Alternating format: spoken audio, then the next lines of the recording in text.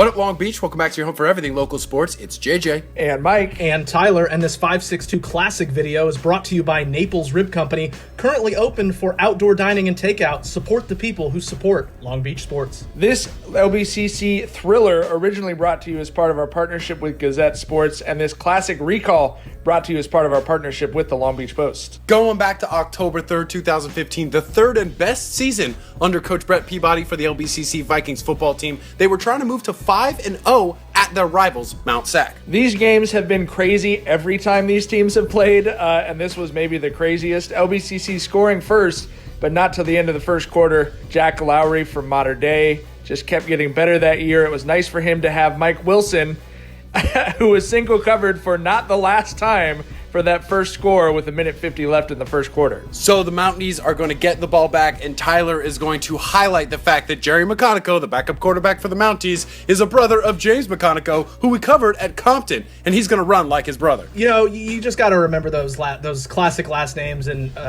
when McConico was there, you know, Compton was a great running team, and so seeing Jerry, the brother, going here as the backup quarterback, he came in and changed the game. So he comes in, fumbles, but the TD is recovered in the end zone, so we're all tied up 7 apiece, and that's a double thump, JJ. Derek Norman out of Wilson High School getting that block for Mount Sac, setting them up. However, Matt Boson, Isaiah Roston, who went to Cabrillo High School, and that Vikings defense gets the goal line stop, forces Mount Sac to settle for a field goal. Regular first half, right? Mount Sac 10, LBCC 7. Buckle up, though, because here we go. LBCC defense starting the second half with a fumble recovery. Thomas Patolo out of St. John Bosco getting that. They forced 31 turnovers that year, guys. 10-7, you're right.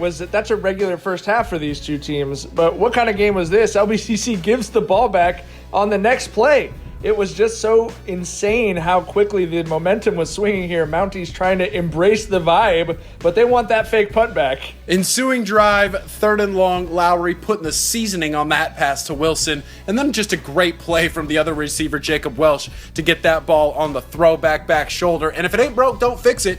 Killing that far sideline, and caps the drive with a Wilson TD against single coverage. Yeah, Wilson wasn't broke. He was balling in this one as his big night continues. They just kept working that sideline.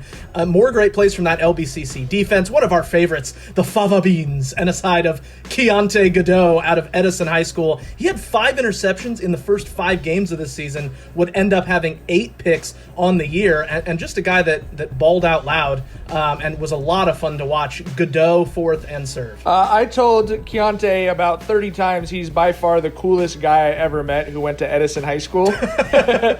He played with a lot of swag, and the Vikings still attacking that far sideline. Welsh with the catch. And then Wilson, I mean, he is just wearing out that cornerback who's trying to hang with him. Takes it inside the 5 to set up Sergio Garcia for the short field goal. So LBCC takes that 17-10 lead. They're looking good, but you want to get nuts? Let's get nuts. The turnover gives Mounties life, and that is not what the Vikings wanted to do right there. It's 3rd down. Mount Sac trying to get a few different QBs in this one, and they sure did. Mount Sac going to hit the hot route here. Cameron Akins as he goes up and gets the touchdown grab to tie the ball game. Momentum wearing maroon. Vikings going to have to find an answer on the road here as we move towards the 4th quarter. But how about this punt return from Aaron Vaughns? That's Deshaun Jackson-esque with the step back on the punt return to shake 3 defenders, then the acceleration. He's going to go 85 yards for this touchdown. LBCC special teams breakdowns, a little too familiar. Yeah, bring your own bags on that trip to Vaughn's. I mean, just take it all the way. What an incredible punt return to take the 7-point lead. Then another Lowry fumble is going to give Mount Sac more great field position. A 3rd lost fumble for LBCC that night. Vaughn's going back for a price check on aisle 6, almost the exact same spot to score, as it kind of looked like Mount Sac was going to start to run away with this thing. 31-17 with 3 unanswered touchdowns. Look at Lowry's fancy footwork there. That's practice drills paying off. Nice job, coach. He's going to find Wilson, and then Wilson on the other sideline. This time, same result. TD, pump fake, slate him, still single coverage. You just can't do that to people. That's just not nice to your defenders. Give them help. I literally asked Jack Lowry after the game, were you surprised that they didn't start bringing someone over the top on Mike Wilson? And he said, yeah, but it was cool with me.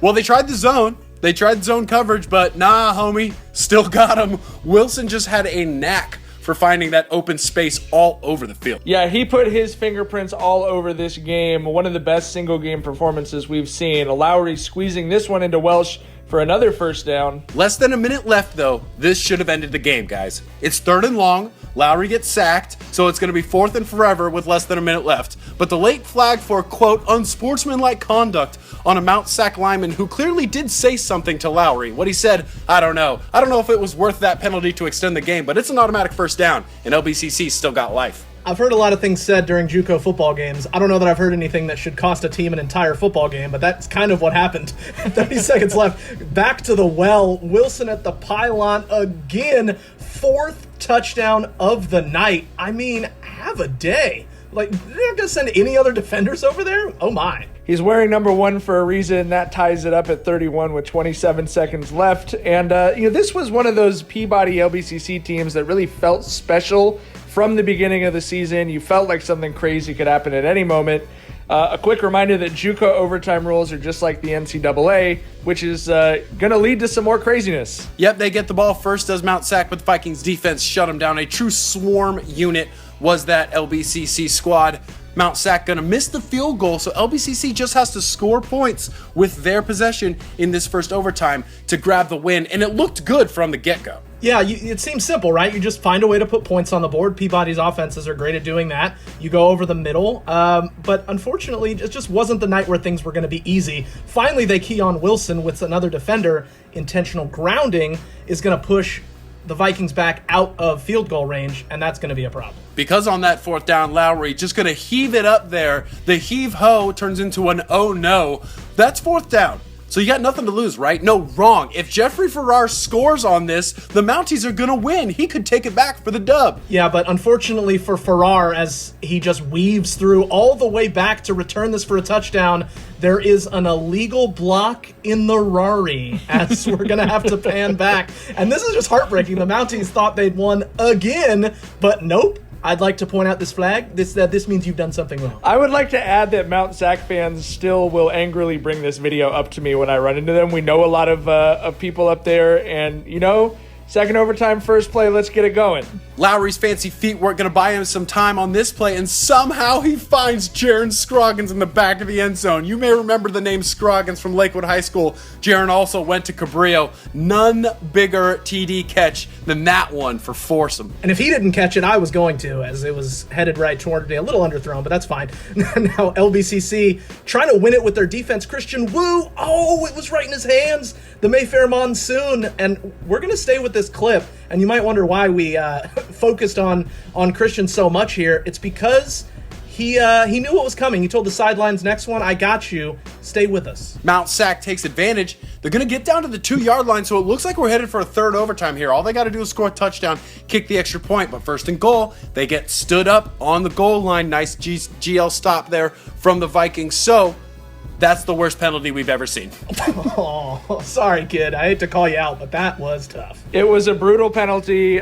So they call up Pete Carroll for the play call, and they're going to try and throw it. Sweet redemption for Mr. Woo! Ric Flair drip Christian Woo on the pick. He's a win-stealing son of a gun, that's for sure. 38-31 after 2 overtimes. Games like this caused Brett Peabody to lose his hair. I mean, I guarantee it. This was the first OT game of his coaching career, but he has plenty of nail-biters since then, including the 2 losses in this season to number 1 ranked Riverside and then to Saddleback in the state playoffs. Quite a night for Mike Wilson, 14 catches for 218 yards and 4 touchdowns. We tell people all the time, we love covering JUCO football, and it's because of games like this, it's because of energy like this that you see from LBCC. Something interesting and crazy happens at every single JUCO football game I've ever been to, and this is right up there at the top of the list. Yeah, this is definitely a classic and a great rivalry, and for me personally, this was my last highlight video that I shot in my first tenure with Gazette Sports, so it holds a special place in my heart as well. Aw, buddy. Aww, buddy. We are loving these look backs on some of the great games that we've covered and some of the great performances that are just unbelievable until you look back at these videos and you live them again. So what video do you want us to live again with you, Long Beach sports fans? Let us know what video you want us to do next for our next 562 Classic as part of our partnership with Long Beach Post.